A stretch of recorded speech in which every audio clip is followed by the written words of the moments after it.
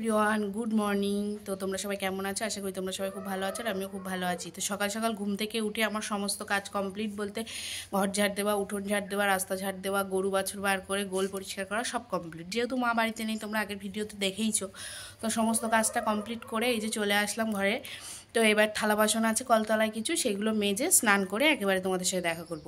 তো তার আগে আর কী কাজ আছে দেখো। এই যে আমার মামামের কত খেলনা বাটি, এগুলো আমাকে গোছাতে হবে প্রতিদিন। মানে এটা তো ডেইলি রুটিন, দিনে 2বার 3বার 4বার হতে থাকে। যেহেতু ছোটো বেবি থাকলে তোমরা জানো জিনিসপত্র কতটা এলোবেলি করে রাখে, তো সেইগুলোই গোছাই। তো এইগুলো গুছিয়ে নিয়ে আমি থালা বাসনগুলো মেজে, দুটো জামা কাপড় আছে সেগুলো কেচে স্নান করে তোমাদের সামনে আসছি। তো তোমরা আমার ভিডিওটি দেখতে থাকো, অবশ্যই তোমাদের খুব ভালো লাগবে।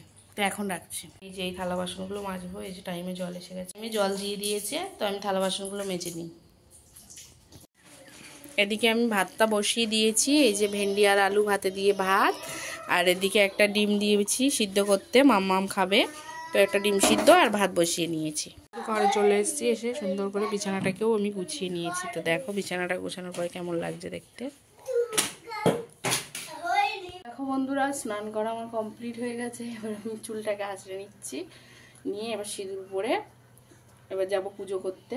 তো আমি স্নান করে সিঁদুর পরে ঠাকুর ঘরে ঢুকি, তারপরে আবার আসছি।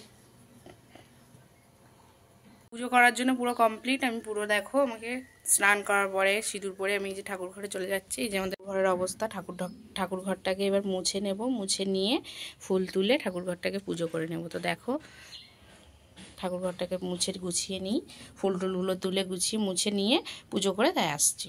বন্ধুরা দেখো, তো আমাদের ফুল তোলা কমপ্লিট হয়ে গেছে। মাম্মাম ঝুড়ি নিয়ে আমার সঙ্গে ঘুরছিলেন, আমি ফুলগুলো তুলছিলাম। তো আমাদের বাড়িতে কিন্তু সব রকম ফুল গাছ আছে। তো দেখো এই যে পঞ্চজবা, তারপরে সাদা জবা, ঘিয়ে জবা, তারপর নয়নতারা ফুল, অপরাজিতা ফুল, সব রকম ফুল গাছ আছে। তো তোমাদের কার কার বাড়িতে এরকম এতগুলো ফুল গাছ আছে অবশ্যই কমেন্ট করে জানিও। তো দেখো আমি পুজোটা করি।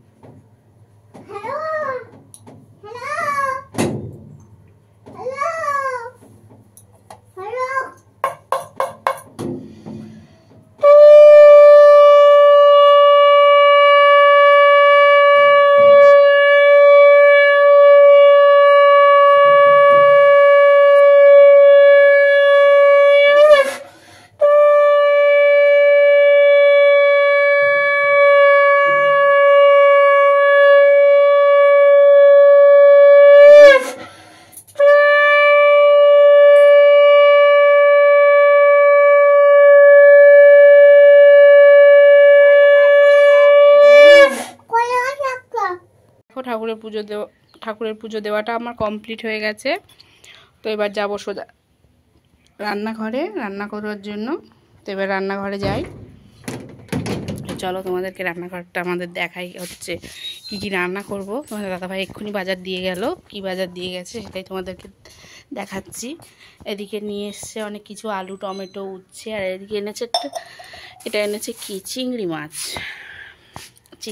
দিয়ে, আর ওই যে উচ্ছে দিয়ে একটু ঝাল শুক্তো মতো হবে। আর এদিকে এনেছে আস্ত দেখো মুরগি, যেটাকে আমি এখন কেটে পরিষ্কার করব, তারপরে রান্না করব।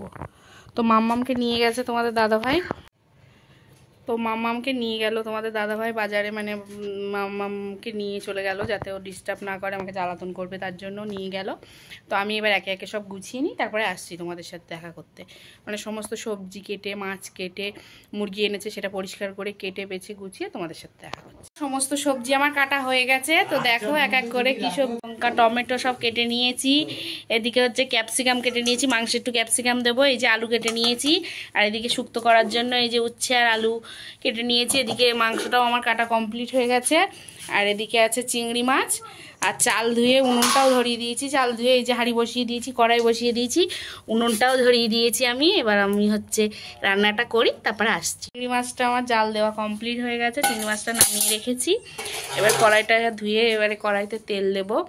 তো তো আমার আবার খিচুড়ি আনার টাইম হয়ে গেছে, তার জন্য খিচুড়ি আনতে যাবো। তোমার দাদাভাইকে একটু বললাম যে আলুগুলো ভাজো, মাংসের আলু আর ক্যাপসিকামগুলো ভেজে দাও। তো আমি তাহলে খিচুড়িটা এনে নিই। এবার খিচুড়িটা আনার জন্য এই যে টিফিন কোটো নিয়ে নিয়েছি। এবারে হচ্ছে যাবো ওই দিদিভাইদের বাড়ির থেকে টিফিন কোটোটা নিয়ে খিচুড়িটা এনে নিয়ে তোমাদের সঙ্গে দেখা হচ্ছে। তো দেখো বন্ধুরা, শিলনোড়া বেটে নিচ্ছি আমি। এদিকে তরকারিটাও মশলাটা কষিয়ে, মাংস কষিয়ে হচ্ছে ঝোল দিয়ে দিয়েছি। তো এদিকে ভাত আর হচ্ছে মাংস কষাটা মানে মাংসটা ঝোল দিয়ে দিয়েছি, আর এদিকে শিলনোড়ায় বাটনাটা বেটে নিচ্ছি। তো অবশেষে আমার ভাতটাও কমপ্লিট হয়ে গেছে, মাংসটাও মানে নামানো কমপ্লিট হয়ে গেছে। এবার শুধু উচ্ছের তরকারিটা রান্না করলে আমার হয়ে যাবে। তো এদিকে মামামের তরকারিটাও গ্যাসে দিয়েছি, যেহেতু একটু ঝাল কম খায়, আমরা একটু ঝাল স্পাইসি খাবো, তার জন্য মামামের একটু ঝাল ছাড়া কম তরকারি ওই যে মানে গ্যাসে দিয়েছিলাম।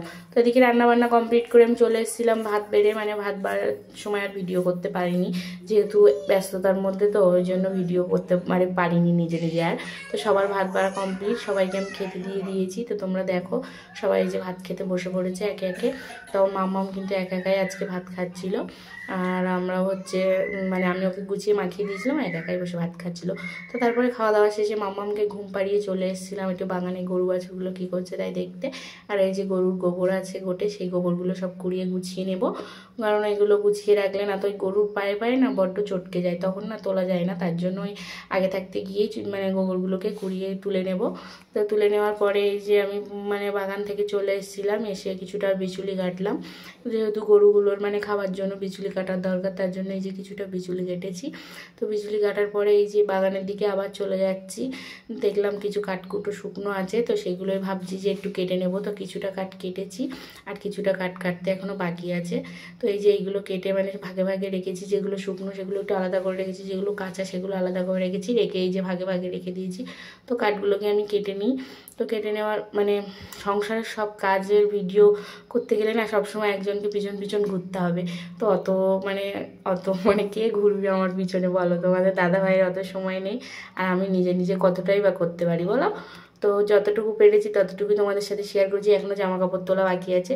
তো এগুলো সব গুছিয়ে নিই। তো এখন আজকে ভিডিওটা এই পর্যন্ত। তোমাদের ভিডিওটি কেমন লেগেছে অবশ্যই কমেন্ট করে জানিও। এখন রাখছি, টাটা।